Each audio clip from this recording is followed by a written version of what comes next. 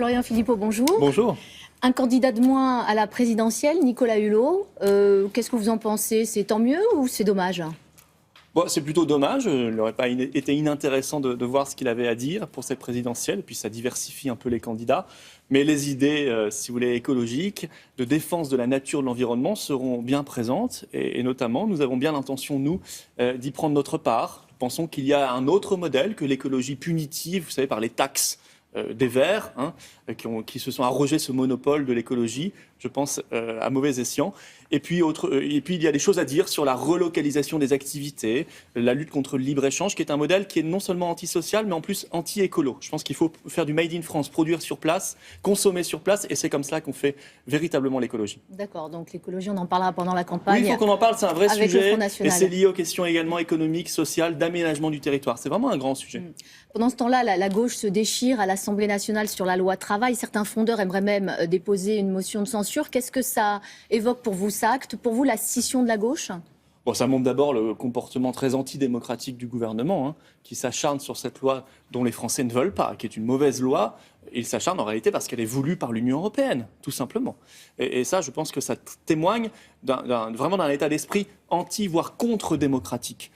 Pour le reste, bien écoutez, moi j'ai constaté que les Républicains ou l'UMP n'a pas déposé de motion de censure. Il leur a dit débrouillez-vous entre vous. Oui, mais écoutez, ils ne prennent pas leurs responsabilités. On est l'opposition ou on ne l'est pas. En réalité, ils infligent 10 mois supplémentaires de gouvernement Valls aux Français. Ça, c'est de la responsabilité de l'UMP en refusant cette motion de censure. Pourquoi ? D'abord parce qu'ils ne sont pas une véritable opposition, ils ne sont plus que la béquille du gouvernement. Et ensuite parce qu'ils ont toujours été favorables dans le fond à cette loi El Khomri.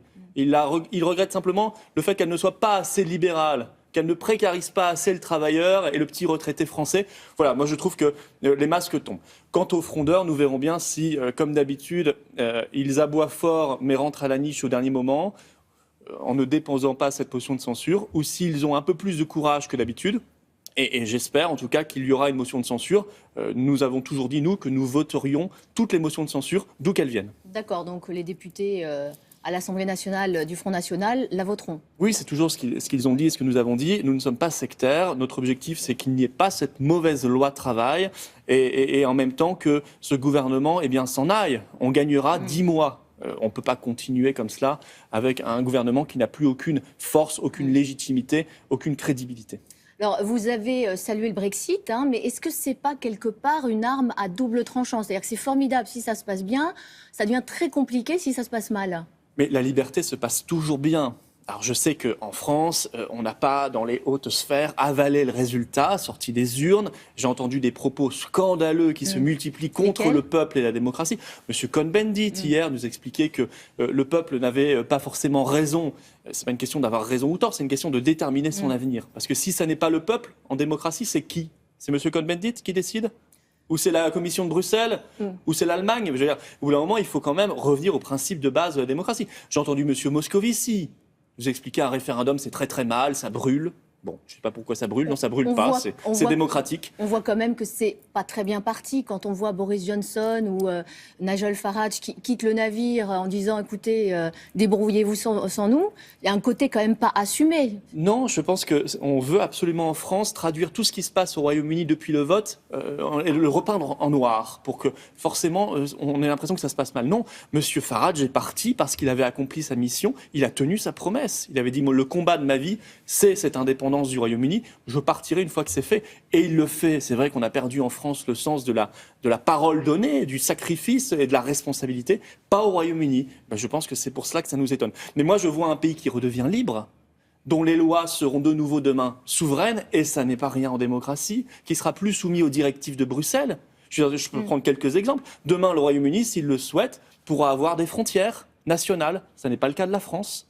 Si demain le Royaume-Uni le souhaite, il pourra interdire les OGM, ça n'est pas le cas de la France. Il pourra aider ses PME, il pourra refuser la directive détachement des travailleurs. Vous voyez, c'est toute une foule de libertés que retrouvent les Britanniques, alors que les Français les ont perdus et ne les ont pas parce qu'ils sont derrière les barreaux de la prison européenne. Dans un très récent sondage qui est publié ce matin dans Libération, 61% des Français redoutent quand même cette sortie de la France de l'Union européenne. C'est-à-dire qu'il y a beau avoir un scepticisme ambiant, les gens pensent qu'effectivement ce sera néfaste pour l'économie. Oui, mais pour l'instant, parce qu'ils n'ont entendu qu'un seul son de cloche, il n'y a pas encore de campagne. C'était la même chose quelques mois avant la Constitution européenne et le référendum de 2005, et les Français ont fini par dire non. Il n'y a pas à redouter la liberté, c'est redevenir une nation comme les autres. Moi, je dis, voilà, il faut prendre le résultat des urnes, du suffrage universel, au calme, posé, voir que ça se passera très très bien, et puis rester serein et offrir aux Français, au peuple d'Europe, la même possibilité d'expression. Moi, je ne veux pas diaboliser le référendum comme le font les autres. Je pense qu'ils sont dans un état d'esprit qui n'est plus démocratique. Et nous incarnerons cette république du référendum, de l'expression populaire. Un dernier mot très rapide sur Marine Le Pen. Elle se fait très discrète. C'est pour vous la stratégie payante ? En moins de 30 secondes. Je crois qu'elle est dans tous les débats et dans toutes les têtes. Et vous voyez, c'est sa force, être toujours au centre du débat politique, parce qu'elle est sur les vrais grands sujets, la souveraineté nationale, l'identité nationale, la protection des Français, l'avenir, la démocratie. Voilà, et je pense qu'elle sera une candidate, elle, incontestée dans son camp pour la présidentielle, ce qui n'est pas le cas des autres, où on va nous infliger un spectacle absolument épouvantable avec ces primaires UMP, et je crois 15 candidats. Elle a rendu hommage à Michel Rocard en parlant d'homme de conviction. C'est ça aussi, la normalisation du Front National ? Même si ses convictions sont à l'opposé des nôtres, puisque c'était une gauche gestionnaire, européiste, en réalité qui est au pouvoir aujourd'hui à gauche et à droite, eh bien oui, il faut savoir rendre hommage aussi à ceux qui ont des convictions, parce qu'elles sont sincères, et c'est assez rare aujourd'hui dans la classe politique française. Florian Philippot, merci. Merci à vous. C'est à vous, Thierry. Merci beaucoup et bonne journée. Dans un instant,